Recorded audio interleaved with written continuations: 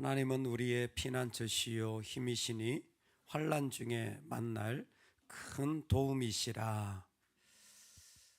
땅이 변하든지 산이 흔들려 바다 가운데 빠지든지 바닷물이 솟아나고 뛰놀든지 그것이 넘침으로 산이 흔들릴지라도 우리는 두려워하지 아니하리로다. 아멘. 일주일 이상 죽음의 지옥 속에서 보내는 것 같고 온몸이 고통 속에 있고 지금도 그 고통으로 떨리고 있습니다. 그리스도께 철저히 버림받은 나는 절망 속에 있고 하나님에 대한 폭풍과 마음의 동요로 괴롭습니다. 종교개혁을 하던 루터는 자신의 심정을 이렇게 고백했고, 그 개혁의 일들이 얼마나 힘든 가운데 있었는데 집에 돌아왔더니 아내는 둘째를 임신한 상태였고 아들 한스는 심각한 병에 걸렸으며 유럽에서 시작되었던 흑사병이 바로 그 근처까지 임하게 되었습니다. 어디 하나 안 아프고 안전한 곳이 없는 어려운 때에 그는 늘 시편 46편을 꺼내 들고 묵상했다고 합니다. 그의 동력자인 멜랑히통에게 편지를 쓰면서 우리 함께 시편 46편을 묵상합시다. 여러분, 우리 아이들이 힘들 때 우리 시편 46편을 같이 읽자. 여보, 우리 시편 46편을 같이 한번 읽어봅시다. 성도님, 우리 시편 46편을 같이 꺼내어서 한번 묵상합시다. 그랬더니 그의 마음속에 하나님이 주신 새로운 능력과 새로운 은혜를 누리게 됩니다. 그리고 그 힘으로 말미암아 그는 하나님을 노래하죠. 내 주는 강한 성이요 방패와 병기 되시니 콜 환난에서 우리를 건지어 내시리로다. 내 힘만 의지할 때는 패할 수밖에 없도다. 힘 있는 장수 나와서 날 대신하여 싸우래. 그 장수 누군가? 우리 주 예수 그리스도. 오히려 그 어려움과 힘든 가운데 오늘 하나님의 말씀은 그를 노래하고 고백하는 자리가 되어진 것입니다. 오늘 우리의 삶에 이와 같은 은혜가 가득하길 소망합니다. 여러분, 누군가 어려움을 줄 수도 있습니다. 그런데 오히려 그 자리가 하나님을 노래하는 자리가 될 줄로 믿습니다. 왜요? 따라합시다. 나에게는 하나님의 피난처가 있습니다. 나에게는 하나님의 도성이 있습니다. 우리에게는 하나님의 성이 있습니다. 우리에게는 하나님이 피난처 되어주시는 은혜가 있습니다. 처음부터 하나님이 나의 도움이시라 라고 한 것을 구체적으로 7절에서 하나님은 우리의 피난처시로다, 마지막에 11절에도 야곱의 하나님은 우리의 피난처시로다. 시편을 통하여서 어려울 때마다 그는 나의 피난처 되신 하나님을 고백하는 것입니다. 피난처가 무엇이냐면 높은 곳에 위치했다라는 거예요. 어제 말씀과 연결되죠? 주의 보좌 아래에 있습니다. 그리고 우리는 이 땅에서 주님의 보좌가 있는 세상에 어떤 것도 넘볼 수 없는 가장 높은 곳에 위치해 있어요. 그리고 이것은 성벽이 둘러싸여져 있어서, 돌들로 둘러싸여져 있어서 적들이 쳐들어올 수가 없습니다. 무엇보다 예루살렘 성은 높은 곳에 그 돌들로 둘러싸여져 있을 뿐만 아니라 기연샘이라고 하는 샘물이 그 안에서 솟아나고 있어요. 영혼의 생수가 그 가운데 있는 것입니다. 제일 중요한 것은 무엇입니까? 하나님의 성전이 그 City of God, 하나님의 성에는 있습니다. 그래서 그는 하나님의 성을 생각할 때마다 피난처라는 고백을 하지 않을 수가 없고, 피난처가 필요할 때마다 나에게는 하나님의 성이 있습니다. 나에게는 하나님의 도성이 있습니다. 에스겔은 똑같은 도성을 보고 제호바 is there 해서 여호와가 거기 계신다 라고 표현하며 여호와 삼마라고 구체적으로 에스겔서에 이름을 붙이기도 하였습니다.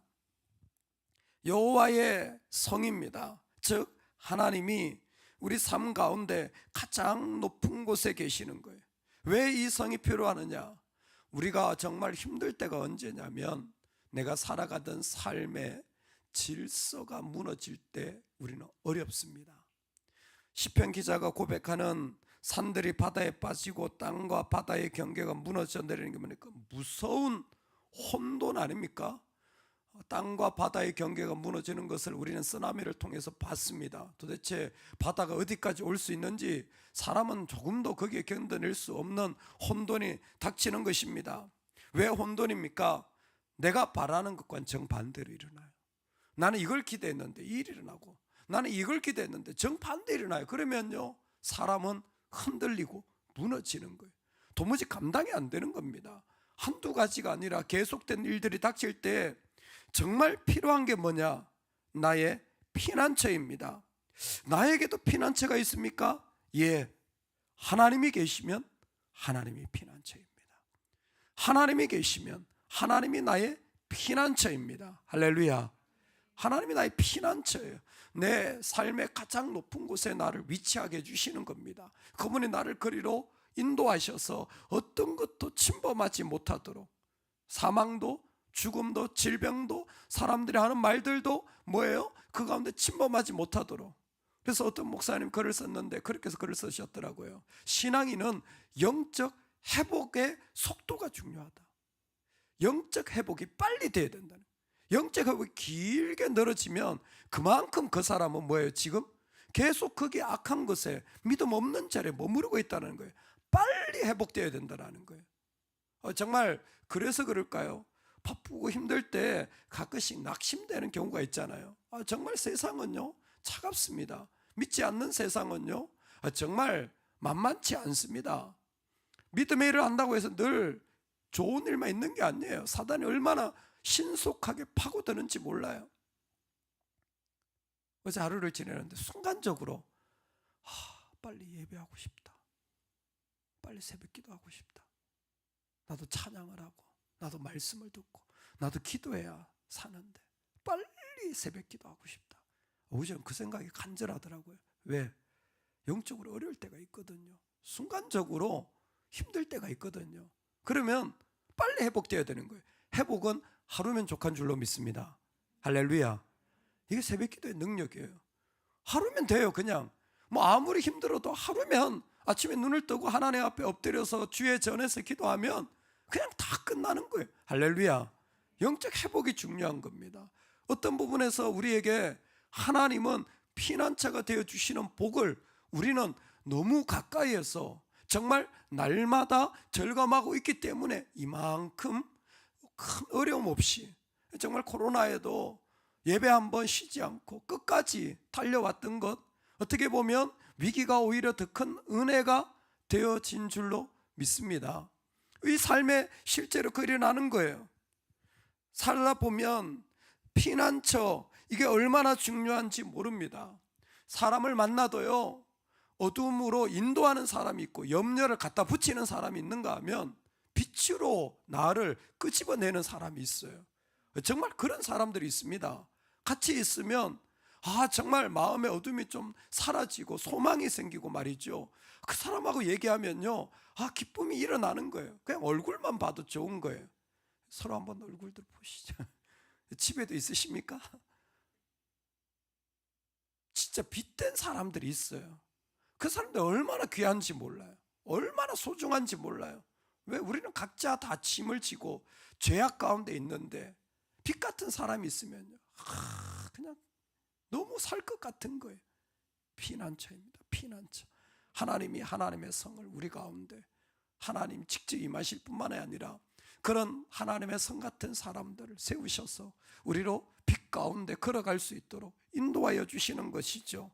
그래서 돈으로도 살 수 없는, 어떤 힘으로도 살 수 없는 내 영혼이 살아나는 피난처를 이 땅에 허락해 주시기 때문에, 하나님이 나의 피난처 되어 주시기 때문에 우리는 어떻게 삽니까? 너희는 잠잠하라. 너희는 가만히 있어 내가 하나님됨을 알지어다. 너희는 가만히 있어 내가 하나님됨을 알지어다. 여러분, 피난처 사용법이에요. 좀 죄송하지만 하나님 사용법이에요. 하나님을 우리가 믿을 뿐만이 아니라 하나님을 어떻게 고백하고, 어떻게 내가 그 하나님을 느끼고, 어떻게 내가 그 하나님과 가까이 살아가는가, 하나님과 친밀한 게 뭔가 한다면, 너희는 가만히 있어. 내가 하나님됨을 알지어다. 똑같은 말씀 출애굽기에 있었죠. 모세를 통하여 너희는 가만히 있어. 오늘 하나님의 구원하심을 보라 그랬어요. 하나님의 팔로, 표심 팔로 너희를 건지리라 그랬어요. 그때 모세의 고백은 뭐냐면 멈춰. 그리고 뭐예요? 하나님 편에 서라. 그러면 하나님이 전쟁에서 이기신다라는 거예요. 근데 오늘 시편의 고백은 스탑, 멈춰, 가만히 있어. 그리고 뭐예요? 항복하라는 거예요.